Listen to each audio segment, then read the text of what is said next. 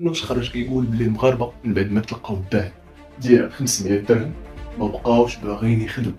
المشكل ماشي هو هذا، المشكل هو كاين اللي 500 درهم ما قادره تشري ليه حتى باكيه واحده من الدول ديالو. واللي طبعا المغرب كيتعتبر من اكثر الدول اللي ثمن الادويه فيها غالي عالميا، ماشي غير على مستوى افريقيا. وداكشي باش تكون كاملين جاوبونا في التعليقات واش بصح المغاربه اللي هما حنا ما بقيناش بينا نخدموا من بعد ما تلقينا هاد الدعم هذا.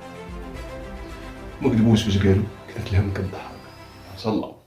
هي غبيه بالك شفات على انهم عندهم جوج ديال الضحايا فيهم بعض الضربات طفيفه. انا متاكد ماشي غير بوحدي اللي كشفت الحقيقه هذه، بل حتى نشوف علاش. واخا تمسح الفيديو بغيتكم تشاركوا معايا الاراء ديالكم، بغيت نقرا التعليقات ديالكم، بغيت نشوف الذكاء ديالكم كاملين في التعليقات.